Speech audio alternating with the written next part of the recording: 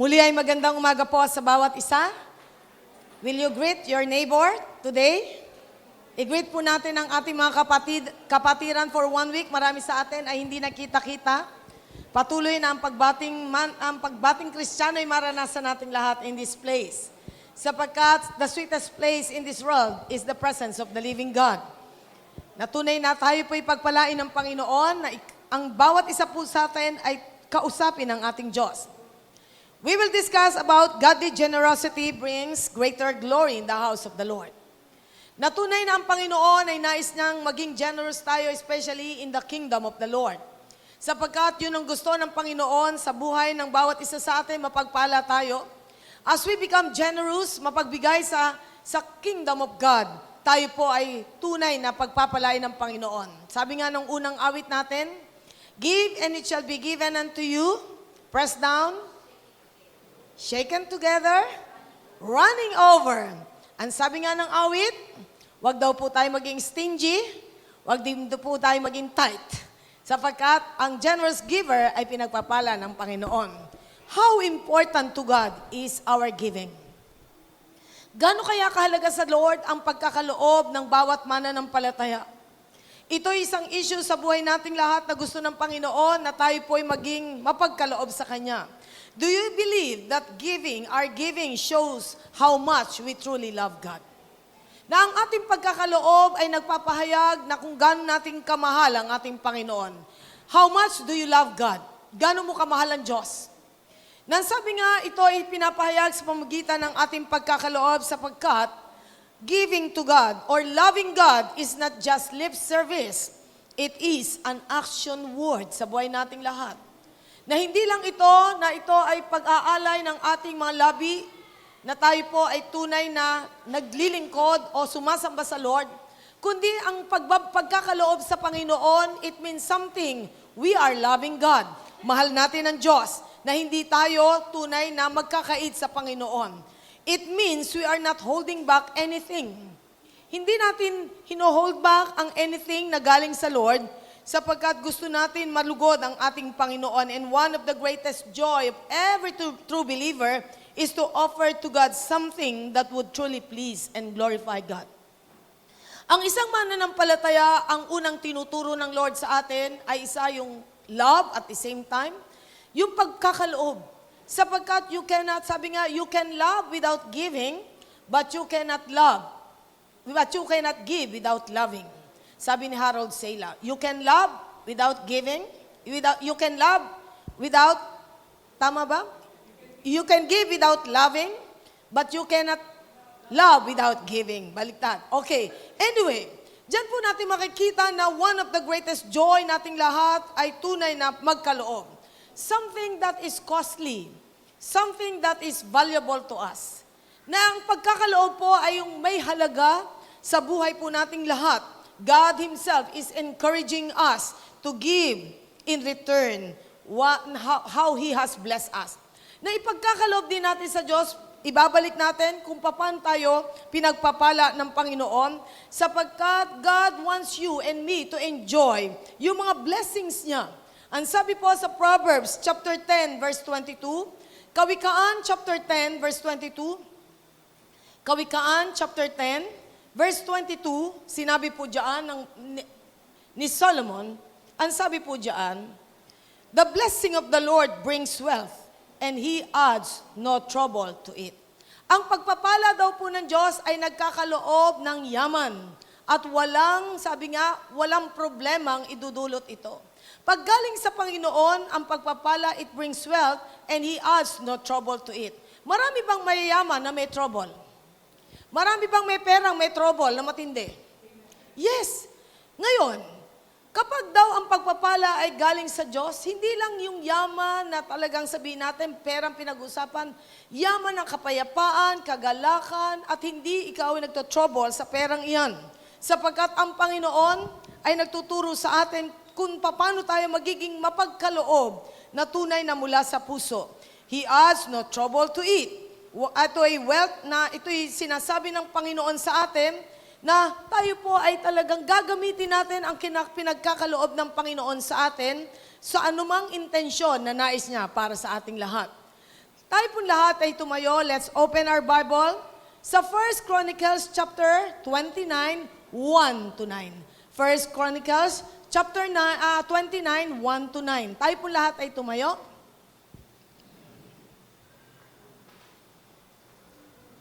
First Chronicles chapter 29, 1 to 9. Tayo po lahat ay babasa.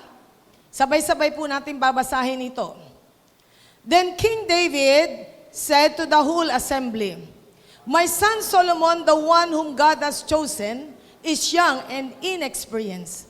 The task is great because this palatial structure is not for man, but for the Lord God.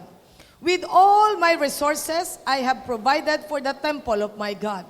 Gold for the gold work, silver for the silver, bronze for the bronze, iron for the iron, wood for the wood, as well as onyx for the settings, turquoise, stones of various colors, and all kinds of fine stones and marble.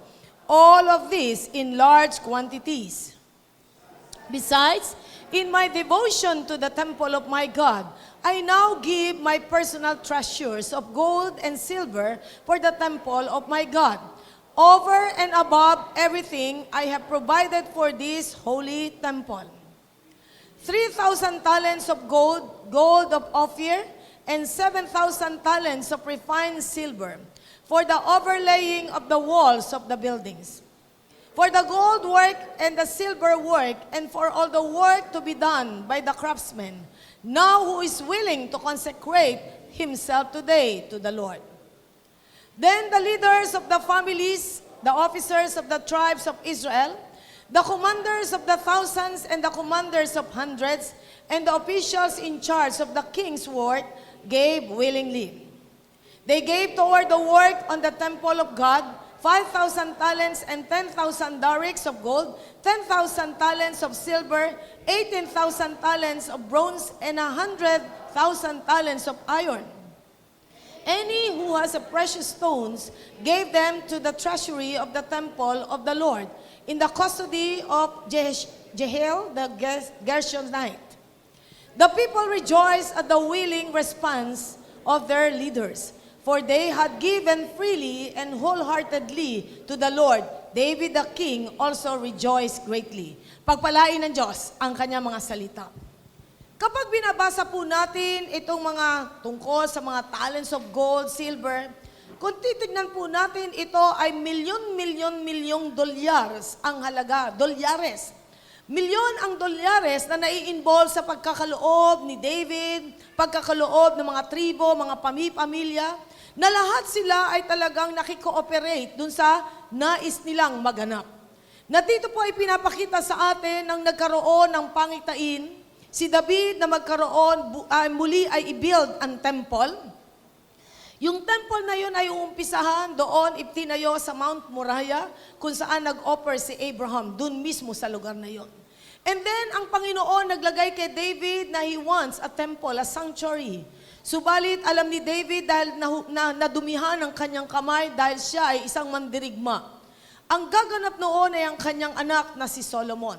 Siya ang magtutuloy ng plano ng Panginoon. Sa buhay ni David, nakita niya ang kahalagahan ng pagkakaloob sa Diyos. Sapagkat kapag tayo po ay natutong magkaloob sa Panginoon, makikita natin kung ano ang nakatapat na pagpapala as we give to the Lord. Kung titignan po natin, si David sa buhay po niya, wala siyang ipinagkait sa Panginoon. Hindi siya nagkaloob na merong spirit of stinginess o tight ang kanyang spirit, kundi maluwag ang kanyang puso, maluwag ang kanyang kamay sa pagkakaloob sa Panginoon. At ito'y mahalaga whenever na tayo nagkakaloob. When we start this faith tower, lahat tayo ay nagkaloob at yung mga bata, yung mga bago pa lang dito, hindi nyo alam ang istorya nito. Kung paano ang mga bata ay nag-alkansya dito ng mineral water at iyon ay talagang nilagyan ng maraming mga barya ng mga bata, pera ng mga matatanda, at ito ay nag-umpisa, yung gesture na yun ay inonor ng Panginoon. Kaya nga po, ito ay nagkaroon din ng katuparan na kung saan unti-unti sa mga kaloob ng mga kapatiran. Napakalaga po na ipinagkaloob ng Panginoon kay David, tumupad siya. Sa atin po, alam ng Panginoon kung paano ang kakayahan natin, wala tayong kakayahan. Alam ng Diyos yan. Wala tayong kakayahan maliban na tulungan tayo ng Panginoon. Kaya nga nung pinagkaloob ng Panginoon sa atin, ang vision, pangitain na tayo magkakaroon ng place of worship, ang ipinagkaloob niya, gusto ko pong balikan natin, ang ipinagkaloob niya na word and promise for all of us, walang iba kundi itong 1 Chronicles 29. Ito mismo ang binigay ng Diyos. Nung time na tinatanong ko sa Panginoon, Lord, is it really your will for us to build a place of worship to you? Ito ang sinabi ng Lord, read 1 Chronicles 29. Dito ako dinala ng Panginoon, then ito ay isang bagay na nagbigay lalo ng challenge sa ating lahat. This is the will of God. And then as years go by, panalangin at panalangin, hanggang dumating sa point, hindi tayo hindi tayo sabihin natin, nag-challenge na magkaloob until 2007, nung ibinigay ng Lord, nag-umpisa na tayong mag-alkansya, 2007. And then tuloy-tuloy na, hindi natapos ang pagpapala ng Diyos. Ang pagpapala ng Diyos para sa place na ito ay umagos ng umagos, na nakakamangha ang pagkilos ng Panginoon sa Faith Tower. It is truly amazing. Bawat bahagi ng place na ito ay may istorya sa Diyos. Kahit itong stage, may istorya sa Lord. Kailangan natin, I think 50,000 at that time, pinagkaloob ng Panginoon. Yang mga sahig natin, yung mga tiles na yan, pinagkaloob ng Lord. Maging bawat hagdanan na yan ay may istorya yan. Ang bawat pillar of this church, may istorya yan. Hanggang sa tayo ay talagang mag-ayos na ng roof deck, yung rooftop natin, may istorya ang lahat na yan. Bawat isa na noon pa man ay narito na, ikaw ay naging bahagi nito. You are a great part of this vision. And I thank God dahil ang mga kapatid nating lahat ay talagang naging napakaluwag sa puso ang pagkakaloob. At ito ay talagang ginamit ng Panginoon, yung ating puso sa pagkakaloob. Now, ang sabi po dito, si David, the whole assembly, sabi dito, then King David said to the whole assembly, sinabi niya sa whole assembly ng Israel, ang aking anak ay, sabi nga, ay inexperienced, bata pa, the task is great. Napakalaki ng papagawa sa kanya because itong palatial structure is not for man, but for the Lord God. Ibig sabihin, ang gawain ito ay hindi para sa tao. Ito ay para sa Diyos. Ano man ang gagawin natin para sa Diyos, we believe if God's work done in God's way, it will never lack God's supply. Amen? Sino dito ang napatunayan nyo na ang Diyos ay napaka-generous God? Lahat ba ng nasa sa iyo ay galing sa Panginoon? Lahat ng na nasa atin ay galing sa Panginoon. Natito po ay pinapahayag ni David na sabi niya, napakalaki ng gawain ito, pero alam niya na magagawa ito dahil kapag ang mga anak ng Diyos ay tunay na nagkaroon ng puso sa gawain ng Diyos, walang bagay na mahirap. Ano ang unang point na gusto nating i-drive na patuloy na turuan tayo ng Lord? 1, give to God with a perfect heart. Magkaloob tayo na merong isang pusong perpekto. Hindi ibig sabihin, hindi ka na nagkakasala. Hindi ibig sabihin ay talagang ikaw ay talagang sabihin natin ay perpektong-perpekto na yung pinakapuso mo. Subalit dito pinapakita sa atin ano ang ibig sabihin ng perpektong puso. Ano ang ibig sabihin ng perpektong puso? Ito yung pusong talagang nagmamahal sa Diyos. Yung mahal mo ang Diyos. Kung mahal mo ang Diyos, meron kayang bagay na ipagkakait mo sa Kanya. Sino dito yung nagmamahal sa Lord? Do you really love God? Napakalaga yung pagmamahal sa Panginoon sapagkat the first requirement na sinasabi ng Diyos sa atin, give to Him with a perfect heart. Magkaloob tayo na may perpektong puso. The first criteria for giving is giving to God with a perfect heart. Na kung saan dito po ay pinapakita na mahal mo ang Panginoon, mahal mo ang kingdom of God. Napakadaling sabihin na mahal mo ang Diyos ang uso, pero pag kinakailangan ng action, ay talagang dito makikita kung tunay tayo nagmamahal. And I believe, ang isa sa acid test of our love for God is when we are generous giver to God. Kapag po tayo ay naging generous giver sa God, ito ay isang acid test na tunay na nakikita ng Lord, mahal natin siya at hindi tayo magkakait. Napakalaga niyan. Sapagkat sa mundong ito, ang daming inaalok ng mundong bibili natin. Totoo ba? Kapag pumunta ka sa mga department store, ang daming inaalok sa yung bibilin mo. Parang sinasabi sa iyo ng mga items doon sa Shoe Mart, sa Landmark, sa Rustans, buy me, buy me, buy me. Na kung hindi tayo mag-iingat, talaga naman mahuhuk tayo ng kakabili at many times, malilimutan mong pagkalooban ng Panginoon ng mga bagay na pinagkaloob niya sa iyo. Kaya kung meron tayong first priority sa buhay natin is to give to God. Bigyan natin talaga ng malaking puwang sa puso natin ang pagkakaloob sa Lord. Ito ay isang issue sa buhay ng mga Kristiyano na napakadaling sabihin nating mahal natin ng Diyos. Pero when it pertains to giving, sabi nga minsan sa mga seminars, pag sinasabi na nagcha-challenge na ng giving, maraming Christian pumupunta sa CR. Nagta-time out, pupunta sa CR, hanggang matapos yung pagbibigay ng offering. Pero wala nun dito, you are willing to give. Amen? Na kung saan ito po ay isang issue sa buhay ng mga mananampalatayan. Sabi nga ni David, nung time na gusto niyang maglagay ng isang place ng worship doon sa Panginoon. Sa 2 Samuel chapter 24, verse 24. Kung paano si David ay tunay na gusto niya mag-put ng isang altar for the Lord. And then doon sa time na yon, merong binanggit dito si Arauna, na kung saan si Arauna ang may-ari nung lugar na yon. And then, sa panahon na ito, na gusto ni David na after ng mga gera, after ng mga things na yan, gusto ni David ay maglagay ng isang altar ng pagsamba sa Panginoon. And then, ang sabi nga dito ni Arauna, sa verse 21, Arauna said, "Why has my lord the king come to his servant to buy your threshing floor?" Yun ang place na gusto niyang tayuan ng altar. David answers, "So I can build an altar to the Lord, that plague on the people may be stopped." Sapagkat merong pesting nagaganap at that time dahil si David ay nagkasala when he counted the fighting men. Binilang niya ilan ang kanilang mga mandirigma. At sa panahon na yon, ano ang pumasok? Is there anything wrong sa pagbibilang ng mandirigma? Wala, pero the motive was wrong. Bakit? Pumasok ang pride kay David. Nung panahon na yon, ang sabi nga para mahinto ang plague, ang ginawa ni David, bibili siya ng place of, sabi nga, na kung saan magtatayo ng altar for worship sa God. Arauna said, "Let my lord the king take whatever pleases him and offer it up." Ang sabi, pati yung ma-oxen ko for your burnt offering, eto na po, provide ko.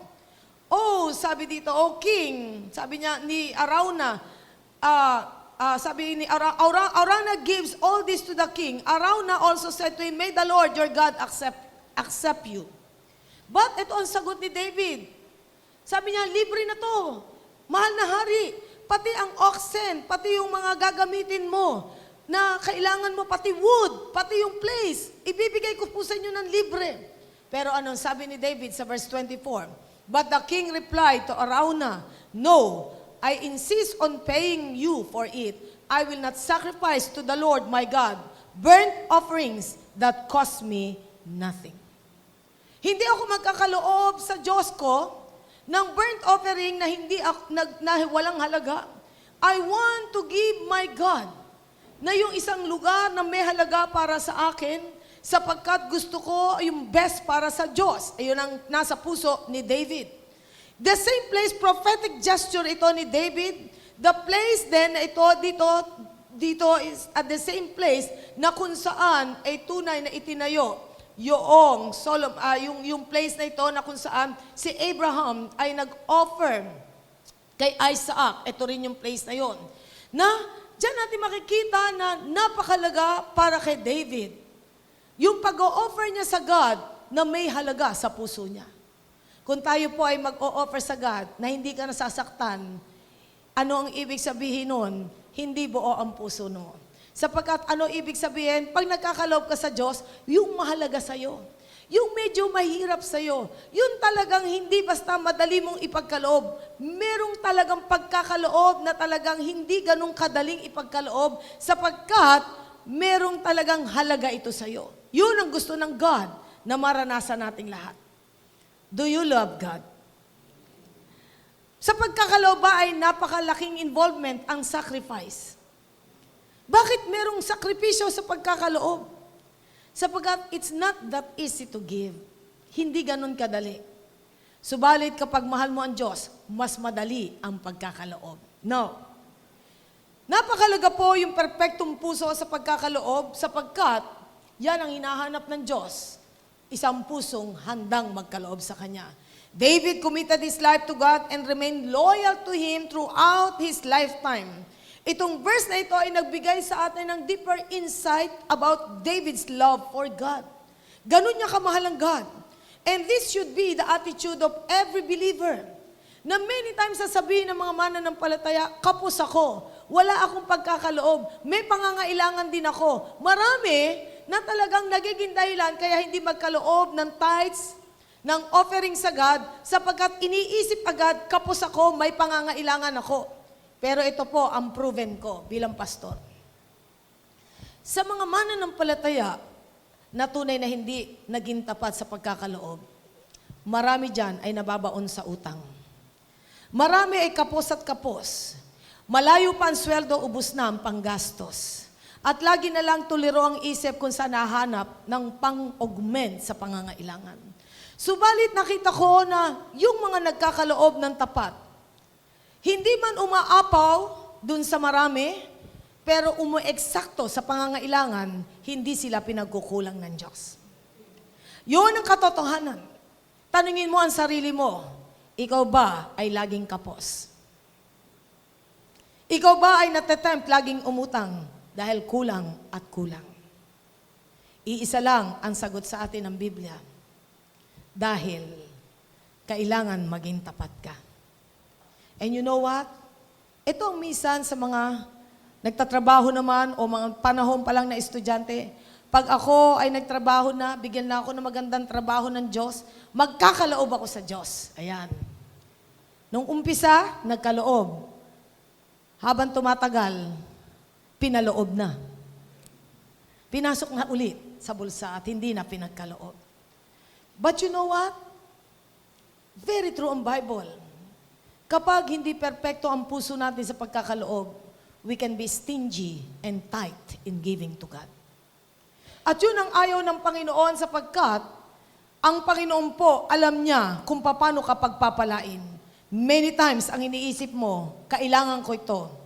Pero alam nyo, ito ang sasabihin sa iyo ng Diyos, hindi ko kailangan ng pera mo. Ang kailangan ko ay puso mo. Hindi kailangan ng Diyos ang pera ng tao. Ang kailangan ng Diyos ay puso ng tao. Sapagkat, kaya tayo tinuturuan ng Diyos magkaloob.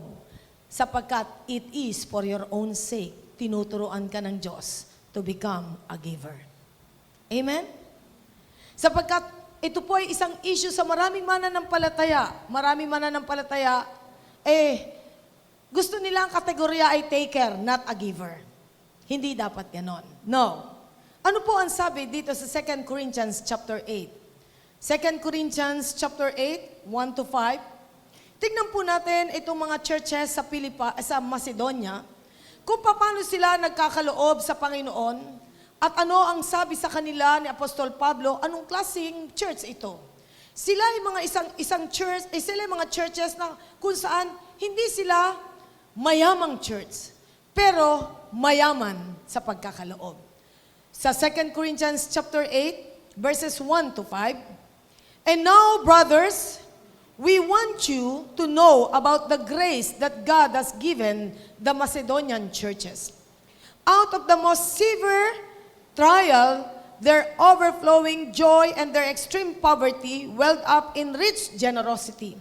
For I testified that they gave as much as they were able, and even beyond their ability, entirely on their own. They urgently pleaded with us for the privilege of sharing in this service to the saints. And they did not do as we expected, but they gave themselves first to the Lord and then to us in keeping with God's will. Dito po ay pinapakita sa atin Apostol Pablo, yung mga churches sa Macedonia, the churches dito, the Philippian church, the Thessalonian church, the Berean church, they were just ordinary churches. Pero sa panahon na ito, nung time na sila ay nagkakaloob, they were in severe trial. Merong sabi nga persecution, mahirap ang buhay nila at that time. But as they give, they were overflowing with joy. They, sabi nga, their extreme poverty welled up in rich generosity. Ito po isang challenge sa atin. Yung extreme poverty nila, ito ay bumalong ng rich generosity in their heart. Naging generous sila kahit na sila'y mahirap. Isang bagay lang po, hindi pinag-uusapan kung mayaman o mahirap sa kaloob. Ang pinag-uusapan, mayaman ang puso sa pagkakaloob. Na dito po ipinakita sa atin Apostol Pablo, itong Macedonian churches, the Philippian church, the Thessalonian church, the Berean church. They were at the time in severe trial, pero alam nilang magkaloob ng mula sa kanilang puso. Sapagkat, ang sabi po dito, they gave, verse 5, themselves first to the Lord and then to us in keeping with God's will. Ang una nilang binigay ay ang buhay nila sa Diyos at sila ay nakatupad sa kalooban ng Diyos. Napakahalaga niyan. Once na tayo po ay talagang marunong nang magbigay ng buhay sa Panginoon, wala tayong ipagkakait sa ating Panginoon. Bagamat tayo ay pwedeng merong kagipitan, meron kang mga kagipitan, pero hindi kailanman nagiging hadlang sa iyo ang pagkakaloob sa Diyos. Sapagkat yung kagipitan na yan ay magiging hamon how you will give to God. Amen? Sa panahon na ito ay talagang gipit ang mga churches dahil matindi ang persecution, pero hindi naging hadlang sa pagkakaloob ang kanilang kagipitan, bagkus lalo silang nagkaloob. And I believe na pagpala ang mga iglesyang ito dahil sa puso nila. Na dito po ay pinapakita sa atin, hindi natin pwedeng katwiran, mahirap lang ako, wala akong mapapagkaloob. Alam po ba nyo, ang mga anak ng Diyos, may ibang klaseng pagpapala sa Diyos. Amen? Sino dito nung nakita mo nung ikaw ay tumanggap sa Panginoon, umangat ka na? Pakitaas ang kamay. Mula na ikaw ay nagtiwala ng buhay sa Diyos, inangat ka na ng Panginoon. Inangat ka na ng Diyos. Ngayon, bakit ka inaangat at bakit ako inaangat ng Lord? Sapagkat gusto ng Panginoon na tayo maging ehemplo ng pagkakaloob sa mundong ito. Sapagkat isang bagay ang gusto ng Panginoon na makita nating lahat. Kapag natutunan natin magkaloob sa Kanya, hindi ka pagkakaitan ng Diyos. Amen? Sa sagot ng Panginoon ang pangangailangan mo, hindi ka pa nangangailangan, may katugunan na ang Panginoon para sa iyo. May katugunan na. Na dito po ay pinapakita sa atin sa buhay ng mga mananampalatayang ito. Natutunan nila bagamat sila ay in severe trial, they were just poor in poverty, they have given more than Paul expected. Nagkaloob sila more than sa expectation ni Paul. This was we called sacrificial giving. This is what we called sacrificial giving. Sakripisyo sa pagkakaloob. Sapagkat many times, ang pipigil sa iyong kamay sa pagkakaloob sa Diyos, marami kang gusto. Marami kang gustong bilhin. Pero alam mo, hindi na para sa iyan, sa Diyos na yan. Amen? Alam niyo mga kapatid, lalo na ngayon, uso ang mga gadget. Alam niyo, ang daming karibal ng Diyos ngayon eh. Ang daming karibal ng Panginoon. At nakabili ka na ng gadget, pati pan-text mo, karibal na ng Diyos. Sabi nga, may pan-text, pero walang pan-tights. Di ba? May pambili ng pan-text, pero walang pan-tights. Hindi panginayangan, kapag wala ng load ang kanyang cellphone, talagang hindi na mapakali. Pero pag wala ng, sabi nga, ibibigay sa tights, parang prente-prente pa rin. Pero anong sabi ng Bible? Mga kapatid, Malakay 3:10, we are robbing God. Ninanakawan natin ng Diyos. Mga kapatid, bawal sa kingdom of God ang magnanakaw. Pakisabi mo sa katabi mo, huwag kang magnakaw. Huwag kang magnakaw. Baka hindi natin namamalayan yung bago mong rubber shoes ay tights mo. Pero, pinambili mo ng rubber shoes. Kaya nga, yung rubber shoes mo, nakaw yan. Tandaan mo, ha? Nakaw yan. Kung bumili ka ng signature na t-shirt, na pan-tights mo yan, nakaw yan t-shirt mo. At ito rin ang mabigat. Kumain ka sa Jollibee dahil estudyante ka, pero nilaan mo sa tights mong yan, ang kinain mo, nakaw. Kaya nga, magnanakaw. Huwag natin gagawin yon sapagkat anak tayo ng Diyos. Hindi ikaw yun. Pakisabi mo sa iyong katabi. At kung ikaw yun, bato-bato sa langit, tamaan? Hoy. Kung ikaw yun, bato-bato sa langit, tamaan ay? Okay, magsisi. Dapat tayo magsisi. Sapagkat nais ng Panginoon na ikaw ipagpalain, kalugihan na ikaw mismo ay tunay na nagnanakaw sa Diyos. Sapagkat these churches sa Macedonia, they were poor, but they wanted to help the kingdom of God. The point of giving is not so much with the amount we give.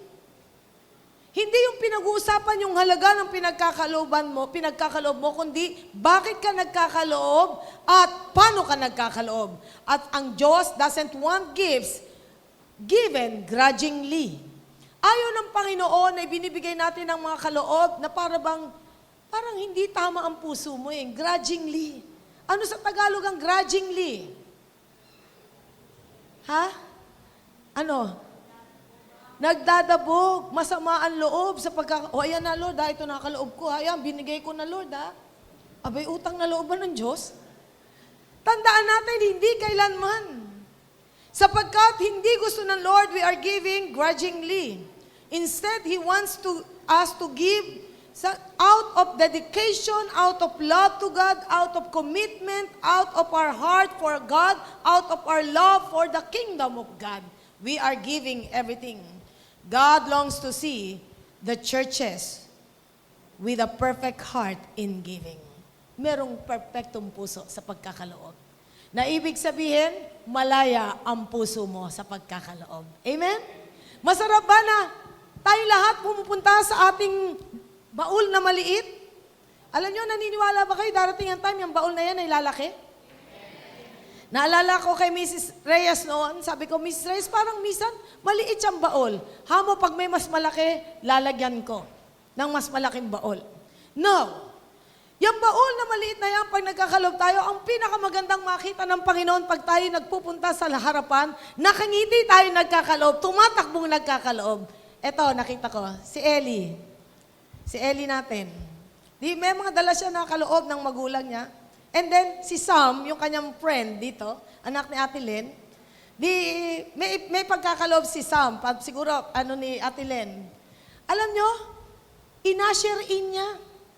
Ni Ellie, tunto ako sa picture na yun naalala ko lagi yung paano ginawa ni si Sam, nababilis, si Ellie, mabilis lumalakad. And then, nung nandito na si Sam, andiyan na si Ellie, nauna si Ellie, andiyan si Sam sa kanyang bandang likuran. Alam nyo ginawa ni Ellie?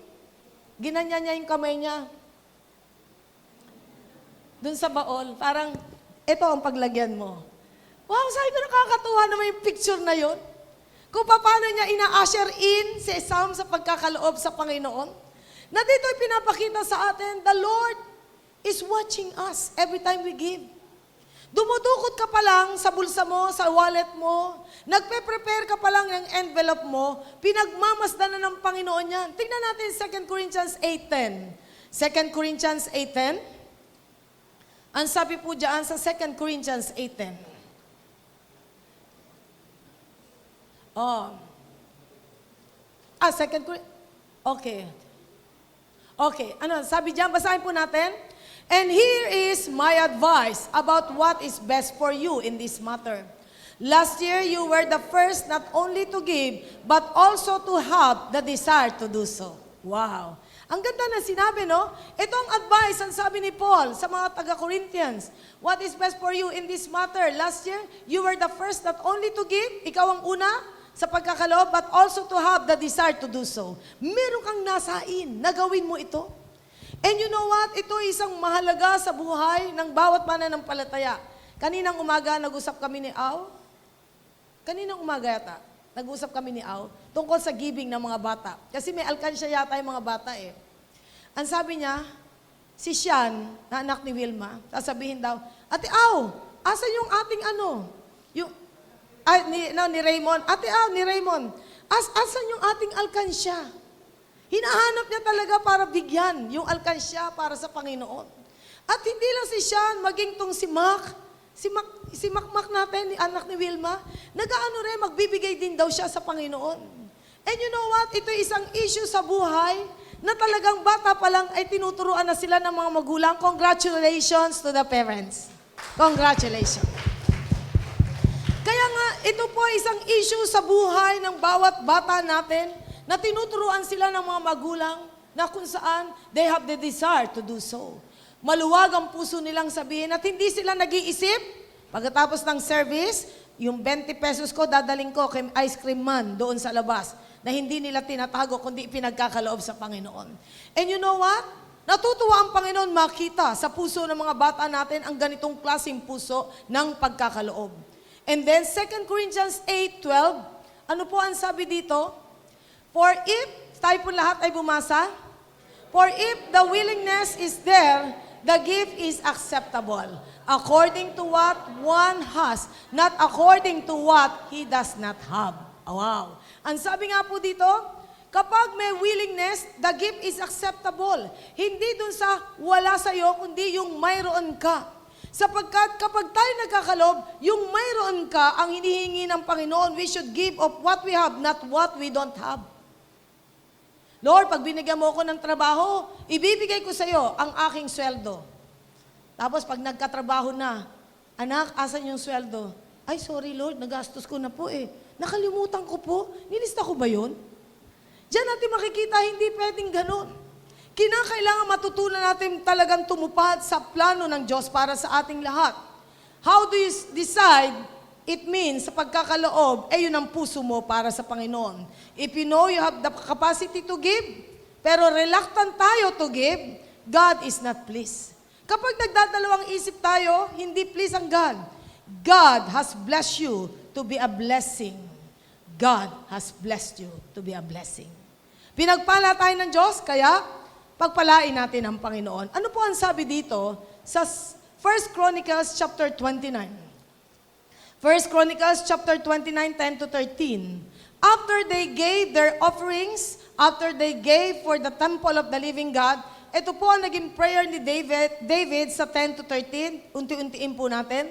Ang sabi po dyan sa 1 Chronicles chapter 29, 10 to 13. Let's read. David praised the Lord in the presence of the whole assembly, saying, Praise be to you, O Lord, God of our father Israel. From everlasting to everlasting, yours, O Lord, is the greatness and the power and the glory and the majesty and the splendor. For everything in heaven and earth is yours. Yours, O Lord, is the kingdom. You are exalted as head over all.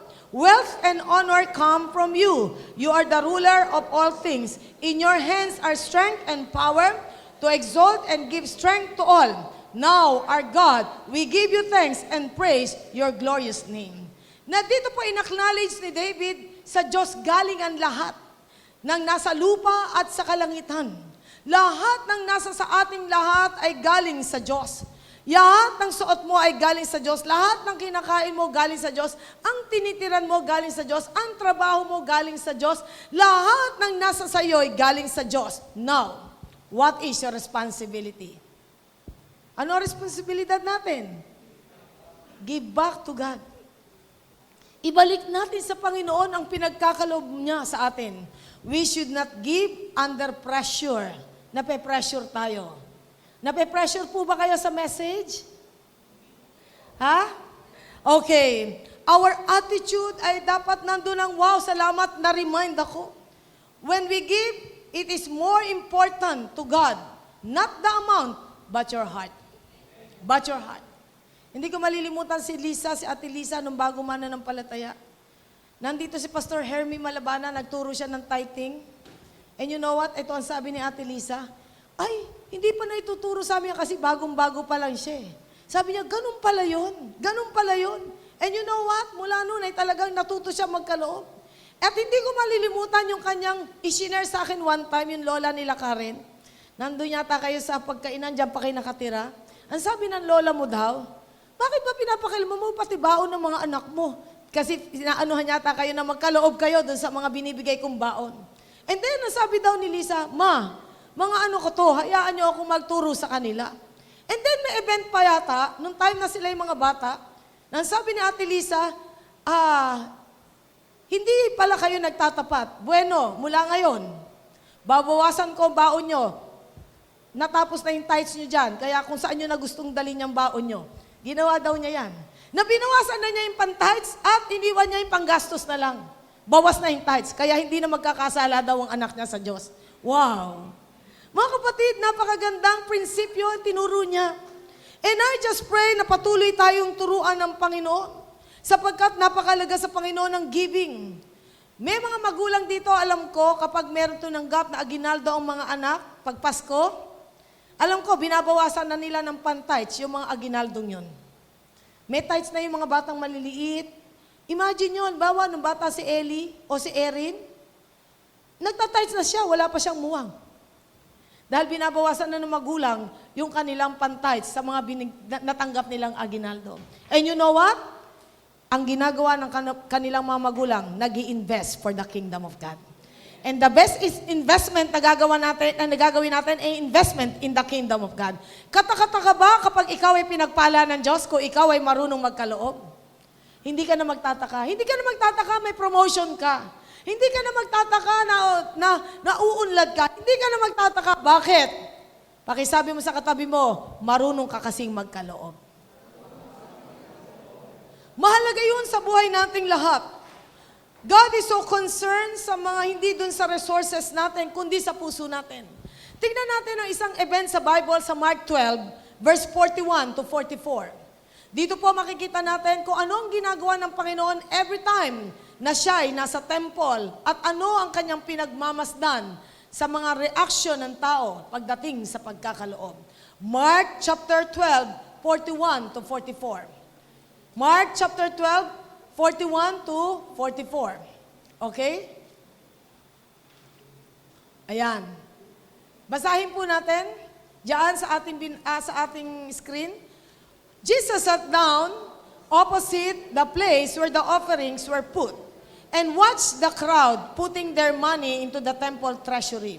Many rich people threw in large amounts, but a poor widow came and put in 2 very small copper coins, worthy only a fraction of a penny.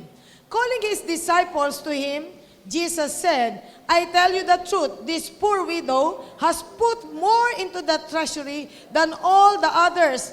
They all gave out of their wealth, but she, out of her poverty, put everything, all she had to live on. Wow! Dito po pinapakita, sabi, ang Panginoong Jesus ay nakaupo opposite the place where the offerings were put. Bakit dun sa opposite? Para matanaw niya kung sino ang nagkakaloob ng mayroong puso talaga. Pinagmamasdan pala ng Panginoon until now, kaya ganun ang Lord? Sa palagay nyo, kung siya ay nabubuhay nung time na yun, na ganun ang ginagawa niya sa temple, nung time na nag-o-offering ang mga taong uma-attend doon sa temple, ano kaya ang ginagawa ng Panginoon ngayon? Si Jesus ba uma-attend ng worship service natin? Is Jesus here? Yes, andito Panginoon ngayon. Saan siya nakapwesto ngayon?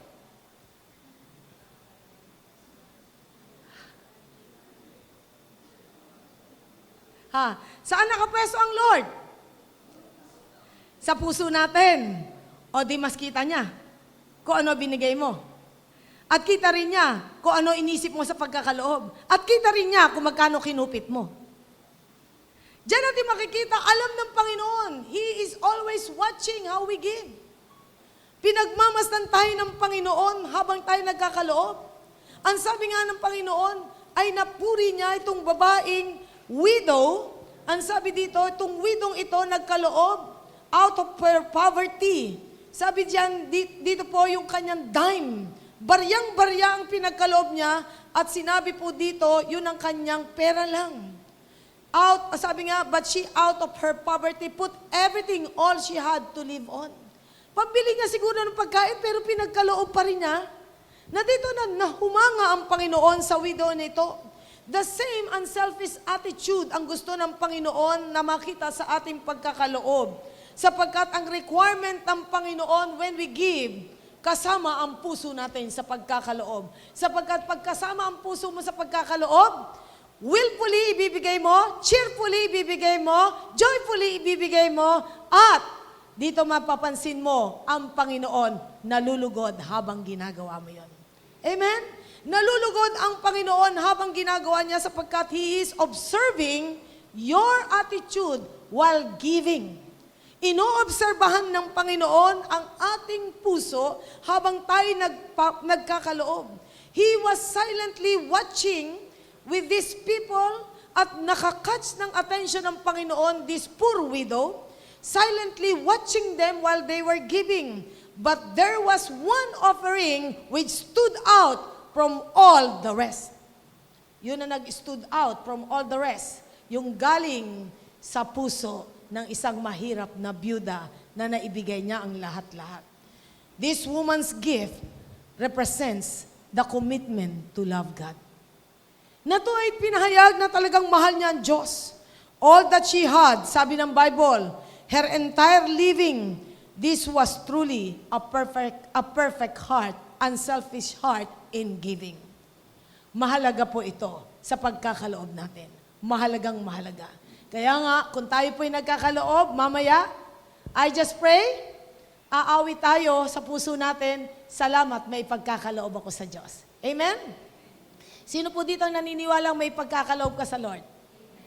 Naniniwala ba kayo walang Kristiyanong mahirap? Walang Kristiyanong maghihikahos kung marunong magkaloob? Amen. The task is great, ang sabi ni David. Malaki ang pinagagawa sa akin, pero ang sabi nga dito, no task is great if all of us will have a perfect heart in giving. All we need is to have conviction, commitment to God in our giving. Kinakailangan magkaroon tayo ng conviction at commitment to God sa ating pagkakaloob. And then, next, dito po ay pinapakita sa atin na sinasabi ni David sa bansang Israel na sila ay talagang magtutulong-tulong sa pagtatayo ng templo para sa Panginoon. At habang sila ay china-challenge ni David, nakita ni David ang puso ng mga taong ito as David started giving. And then sa verse dito po binanggit, pati yung mga mamahaling hiyas ay pinagkaloob ni David. Sa verse 3, besides in my devotion to the temple of my God, I now give my personal treasures of gold, silver for the temple of my God, over and above everything I have provided for this holy temple. Over and above. Higit pa sa pwede niya ipagkaloob, binigay ni David. And now, ano ang pinapakita po sa atin dito? We should give to God with a perfect humility. Kapag po tayo nagkakaloob sa Panginoon, we have to give God with a perfect humility. With perfect humility. Dapat meron tayong pagpapakumbaba sa Panginoon, we are giving sapagkat sinasabi natin sa Diyos, what is yours doesn't belong to me. It is yours, O God. Ano man, sabi nga, yung nasa akin, Panginoon, hindi nasa akin ito, it belongs to you, O God. Because I have set my affection on the house of my God. Isinet ko yung affection ko on the house of my God. David gave from a pure heart sapagkat he knew in his heart he must humble himself before God. Sapagkat pati ang lahat ng nasa sa kanya galing sa Diyos. Amen? Lahat ba ng nasa atin galing sa Diyos?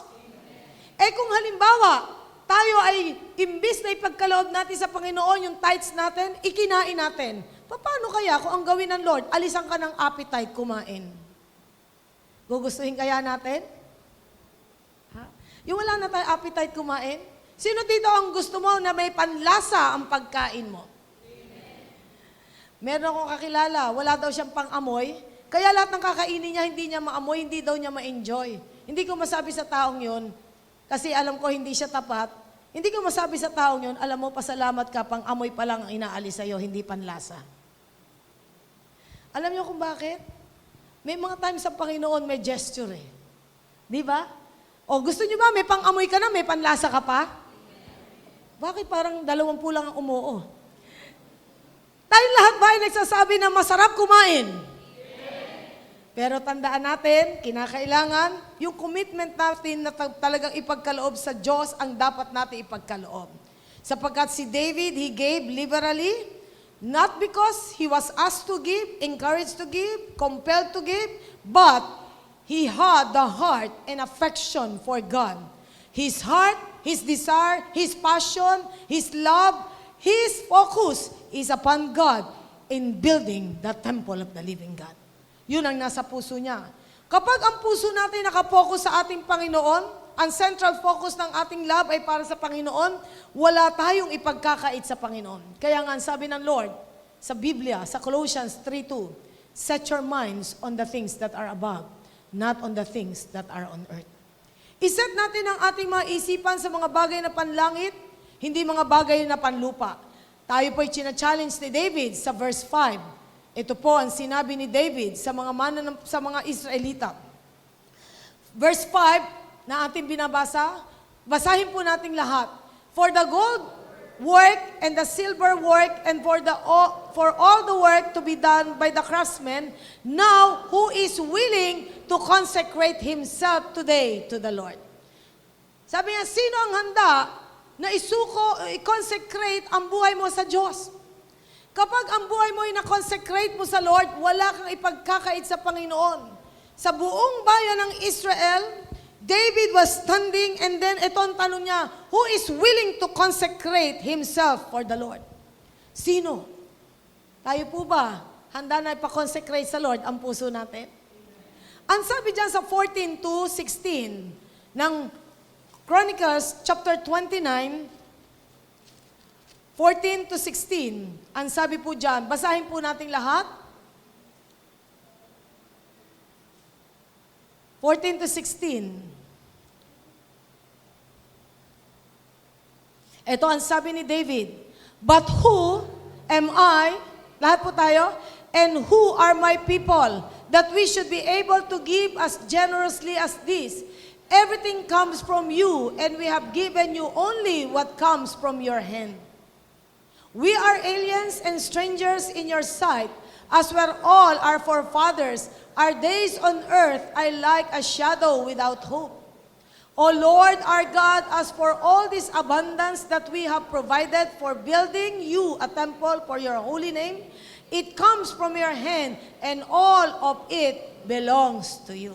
Ano napansin nyo kay David? Nirecognize niya na lahat ng nasa kanya ay galing sa Panginoon at handa siyang ibalik sa Diyos, anumang ipinagkaloob ng Diyos. When you give to Him, you actually give which is, sabi nga, which belongs to God. Galing din sa Diyos yan eh. Kaya ang sabi ng Panginoon sa bawat isa sa atin, kapag pinagpala ka na ng Panginoon, Deuteronomy chapter 8, verse 18, may paalala ang Diyos sa bawat isa na naghahangad na pagpalain ka ng Diyos. Sa bawat isa na naghahangad na pag ikaw'y graduate, may trabaho ka na. Sa bawat isang magnenegosyo na kapag ikaw ay pinagpala ng Diyos, ito ang paalala ng Lord for every one of us. Lahat tayo bumasa.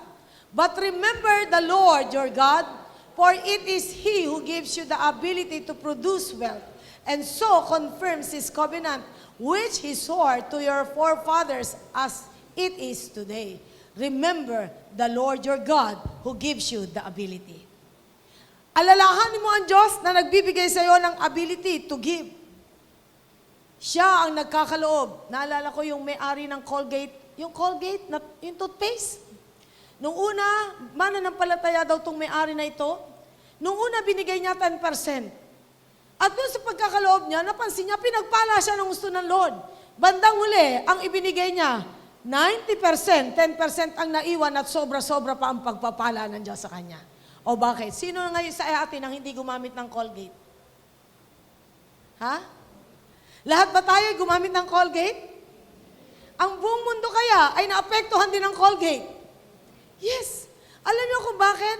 Pinagpala siya dahil marunong siyang magkaloob. Marunong siyang magkaloob. Na dito po, sabi nga ni David, ang ibinibigay ko sa iyo, Panginoon, ay galing din sa iyo.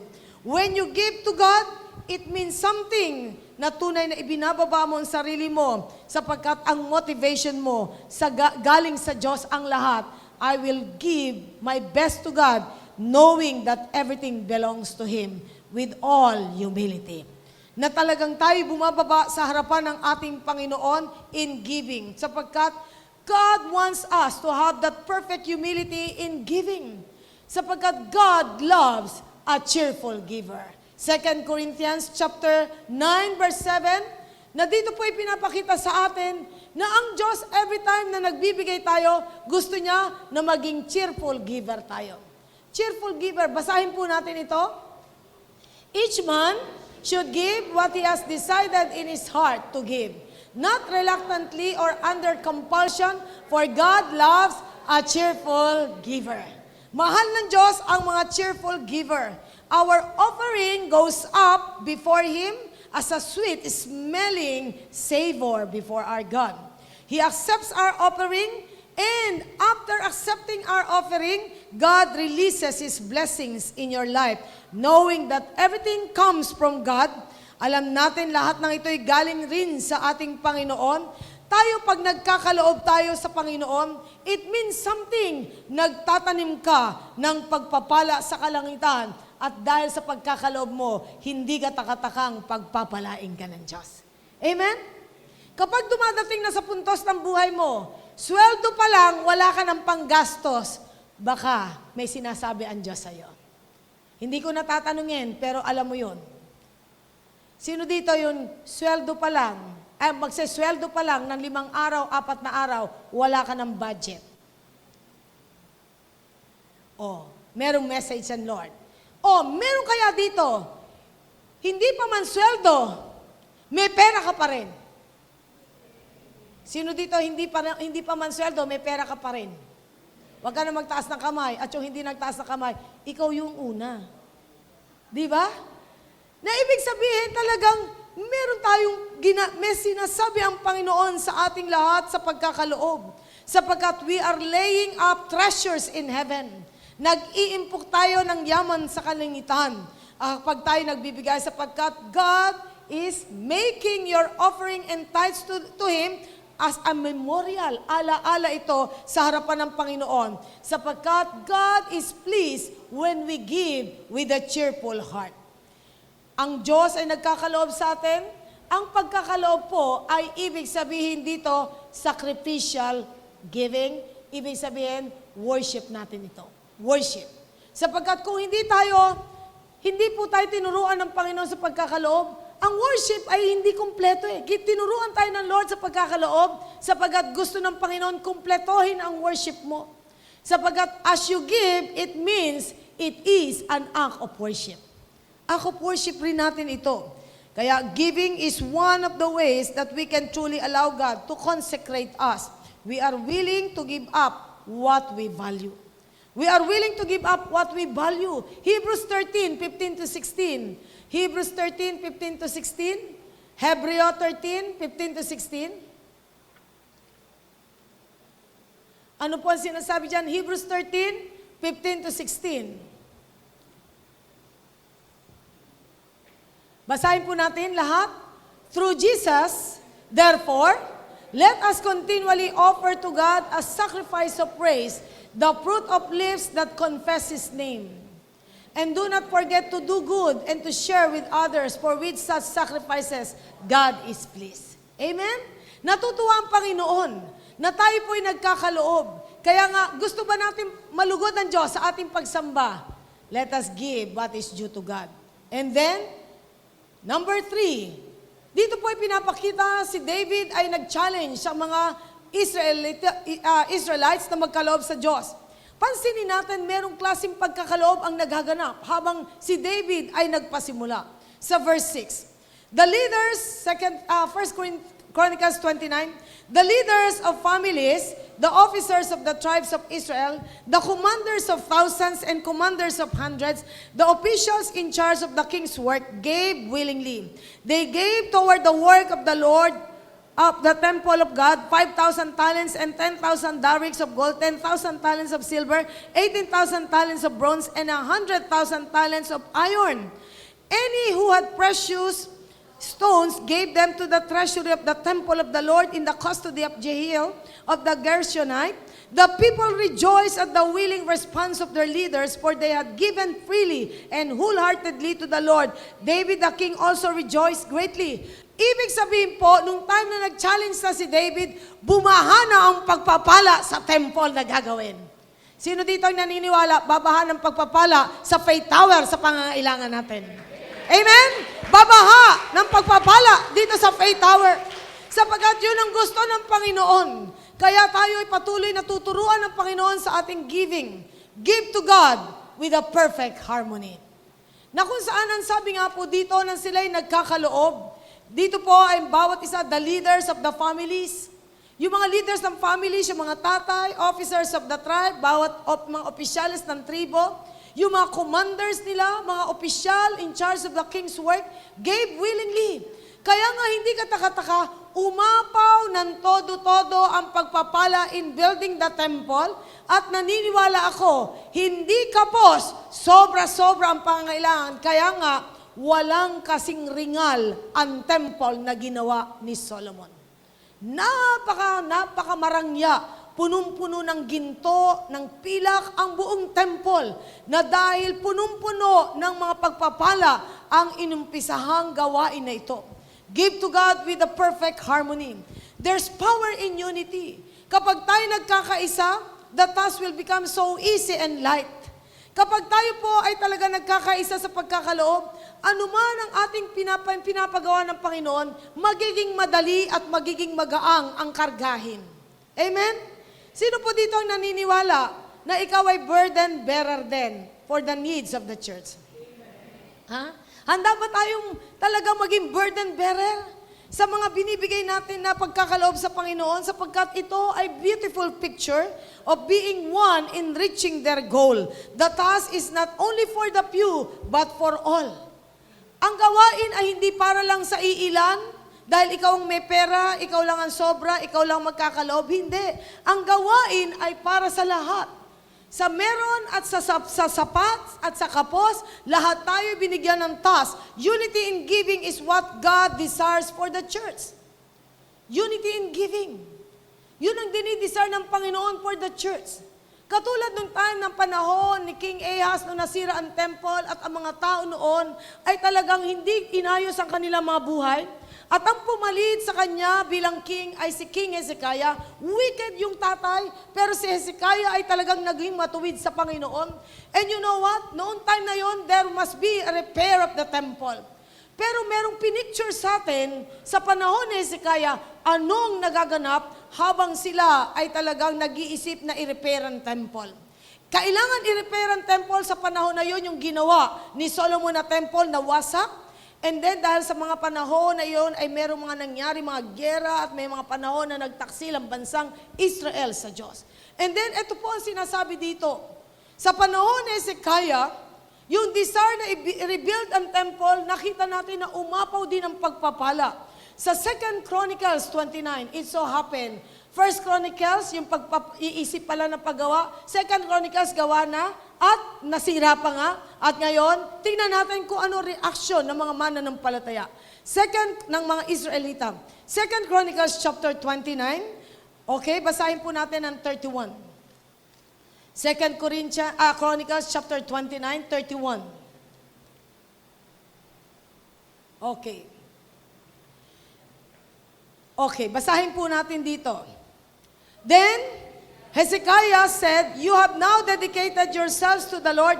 Come and bring sacrifices and thank offerings to the temple of the Lord." So the assembly brought sacrifices and thank offerings, and all whose hearts were willing brought burnt offerings.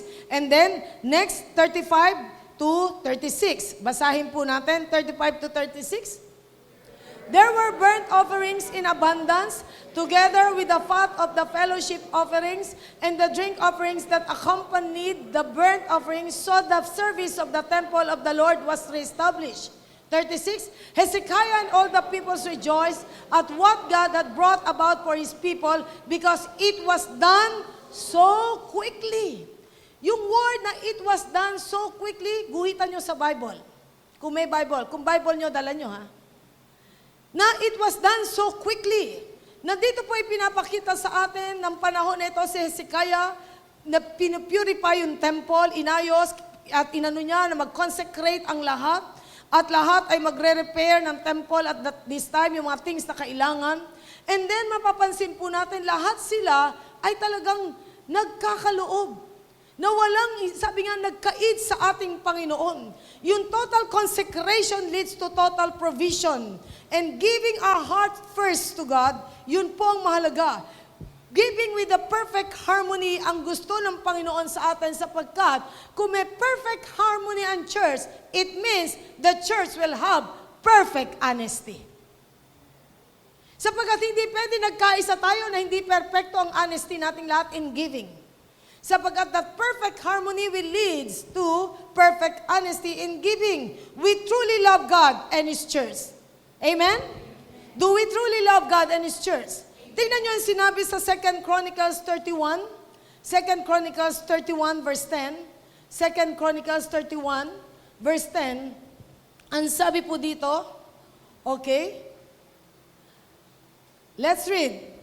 And Azariah, the chief priest from the family of Zadok, answered, since the people began to bring their contributions to the temple of the Lord, we have had enough to eat and plenty to spare, because the Lord has blessed in people, and this great amount is left over. Wow! May sobra-sobra pa. Umapaw ang mga pagpapala sa panahon na yon sapagkat nakita ng Diyos ang puso ng kanyang mga anak na yung contribution for this temple ay talagang sobra-sobra ang nangyari. Meron pang natira. Amen? Meron pang natira. Na dito po ay pinapahayag sa atin, what you give to God, it will multiply. Amen? Sino dito ang naniniwala? Anumang ipagkakaloob mo sa Diyos, pinaniniwalaan mo, it will multiply. Hindi kailanman na hindi nagmo-multiply ang Diyos kapag tayo nagkakaloob. So fast, you cannot, sabi nga, hindi mo maisip paano, nag-harvest ka pa lang ng una, mag-harvest ka na naman ng pangalawa. Hindi mo alam kung paano aayusin ang pag-harvest sapagkat harvest after harvest ang mangyayari. Mangyayari to so fast, you cannot harvest na talagang ng that fast sapagkat pumapasok pa rin ang patuloy na pagpapala. We will not lack anything kapag tayo ay nagkakaloob. Tayo pong lahat ay tinuturuan ng Diyos na magkakaloob. Hindi tayo pagkukulangin ng Diyos.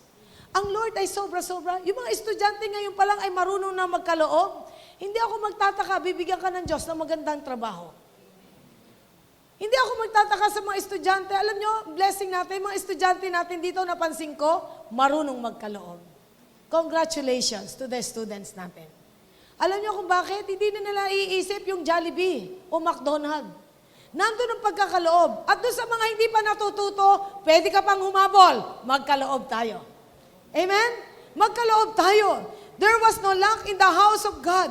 What they had was not a formula for getting their needs met, kundi a relationship with the Almighty God. Na nagkaroon sila ng isang malalim na relationship with God. Sapagkat as you give, ito in-establish mo relationship with God. Noong time na si Hezekiah ay siya ang magpapalit sa kanyang ama, na time na yun ay talagang si Ahaz ay hindi naging maganda ang attitude sa God. Yung temple ay talagang nalinis, naayos, naging mas maganda ang takbo sapagkat si Hezekiah ay nagbigay ng halimbawa din sa kanila kung paano gusto niyang maging maayos ang templo ng Panginoon. They acknowledged and honored God with their resources. They put Him first, willingly, joyfully, they gave their best to God. Sino po dito naniniwala? God deserves our best. He deserves our best. They were faithful and obedient in giving sapagkat yun ang utos ng Lord. In return, as the Lord acknowledged their giving, the Lord blessed His people.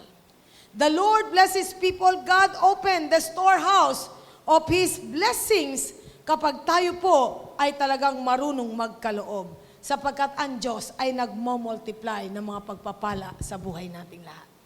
Then, ano po ang sabi sa 1 Chronicles 29 again? Tuloy po natin doon sa 17 to 18. Okay, basahin po natin. 1 Chronicles 29, 17 to 18.